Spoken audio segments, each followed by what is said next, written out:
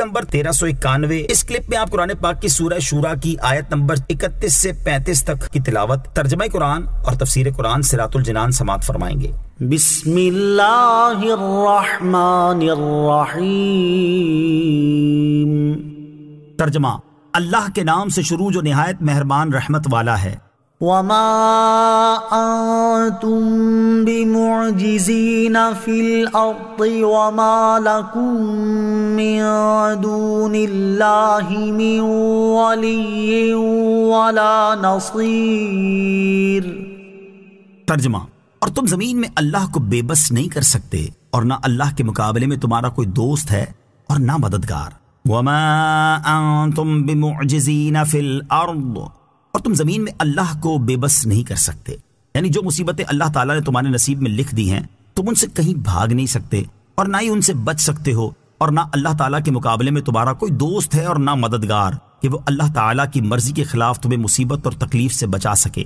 یاد رہے کہ اس آیت میں دعائیں داخل نہیں، کیونکہ دعا اللہ تعالیٰ کی مرضی کے خلاف کبھی کچھ نہیں کرتی بلکہ اس کی مرضی کے موافق کرتی ہے، اور دعا کے نتیجے میں خود خدا بندے قدوس ہی رحمت فرماتا ہے۔ یوں ہی اللہ تعالیٰ کے پسندیدہ بندوں کا معاملہ ہے کہ ان کی دعاؤں سے اللہ تعالیٰ تقدیر بدل دیتا ہے اور بلائیں ٹال دیتا ہے۔ حضرت سلمان رضی اللہ تعالیٰ عنہ سے روایت ہے، نبی اکرم صلی اللہ تعالیٰ علیہ وآلہ وسلم نے ارشاد فرمایا، تقدیر کو دعا ہی بدل سکتی ہے اور نیکی ہی سے عمر بڑھتی ہے۔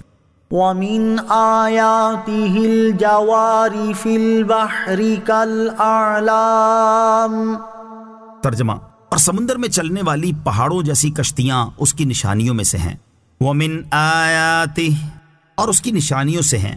اس آیت کا خلاصہ یہ ہے کہ سمندر میں چلنے والی پہاڑوں جیسی بڑی بڑی کشتیاں اللہ تعالیٰ کی وحدانیت کے دلائل اور اس کی قدرت، عظمت اور حکمت کی نشانیوں میں سے ہیں۔ یہ بادبانی کشتیاں ہوا کے ذریعے چلتی اور رکتی ہیں، اور ان ہواؤں کو چلانے اور روکنے پر اللہ تعالیٰ کے علاوہ اور کوئی قدرت نہیں رکھتا، اور یہ قدرت والے معبود کے وجود کی دلیل ہے۔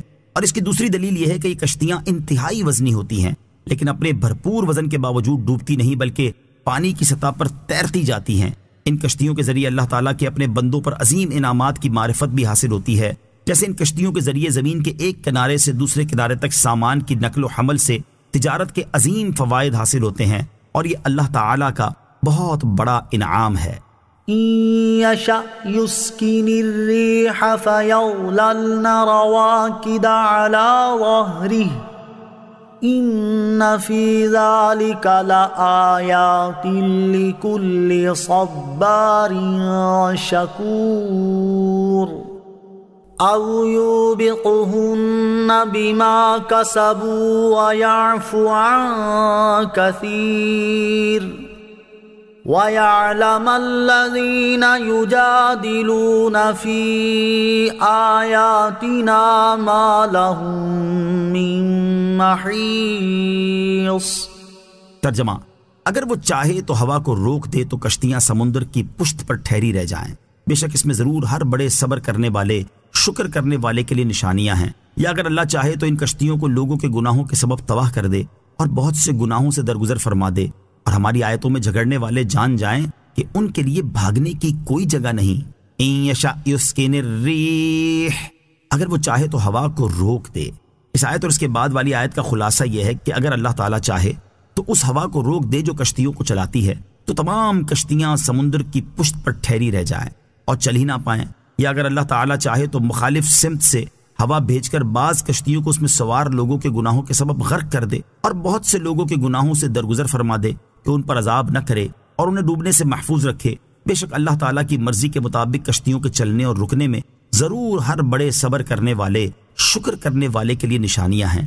یہاں صابر شاکر سے مخلص مومن مراد ہیں، جو سختی و تکلیف میں صبر کرتا ہے اور راحت و عیش میں شکر، اور مقصد یہ ہے کہ مومن بندے پر لازم ہے کہ وہ اللہ تعالیٰ کی معرفت کے دلائل سے کسی طرح غافل نہ ہو، کیونکہ مومن بندہ یا تو سختی اور تکلیف میں مبتلا ہوگا یا راحت و عیش میں ہوگا۔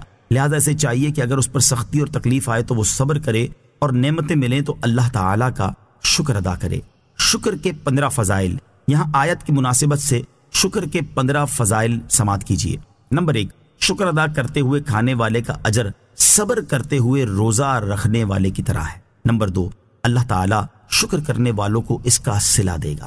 نمبر 3، شکر کرنے سے بندہ عذاب سے محفوظ رہتا ہے۔ نمبر 4، شکر کرنے سے نعمتوں میں اضافہ ہوتا ہے۔ نمبر 5، اللہ تعالیٰ اپنی حمد و شکر کیے جانے کو پسند فرماتا ہے۔ نمبر 6، شکر کرنے والا دل بندے کے ایمان پر مددگار ہے۔ نمبر 7، شکر گزار دل دین و دنیا کے امور پر مددگار ہے۔ نمبر 8، عطا پر شکر کرنا اللہ تعالیٰ کی رحمت میں داخل ہونے کا سبب ہے۔ نمبر 9، وہ خیر جس میں کوئی شر نہیں، عافیت کے ساتھ شکر کرنا ہے۔ نمبر 10، آسانی میں شکر کرنے والا زاہد ہے۔ نمبر 11، شکر ایمان کا نصف حصہ ہے۔ 12، اللہ تعالیٰ کا شکر ادا کرنا دنیا کی تمام نعمتوں سے بہتر ہے۔ نمبر 13، قیامت کے دن اللہ تعالیٰ کے افضل ترین بندے وہ ہوں گے جو بہت شکر گزار ہوں گے۔ نمبر 14، شکر ادا کرنے سے بندہ زوال نعمت سے بچ جاتا ہے۔ نمبر 15، جب اللہ تعالیٰ کسی قوم کے ساتھ بھلائی کا ارادہ فرماتا ہے تو ان کی عمر دراز کر دیتا اور انہیں شکر کا الہام فرماتا ہے۔ اللہ کریم ہمیں ہر حال میں اپنا شکر ادا کرتے رہنے کی توفیق عطا فرمائے، آمین۔ وَيَعْلَمَ الَّذِينَ يُجَادِلُونَ فِي آيَاتِنَا، اور ہماری آیتوں میں جھگڑنے والے جان جائیں، یعنی اگر اللہ تعالیٰ چاہے تو لوگوں کو سمندر میں غرق کر دے، اور قرآن پاک کو جھٹلانے والے جان جائیں کہ ان کے لیے اللہ تعالیٰ کی گرفت اور اس کے عذاب سے بھاگنے کی کوئی جگہ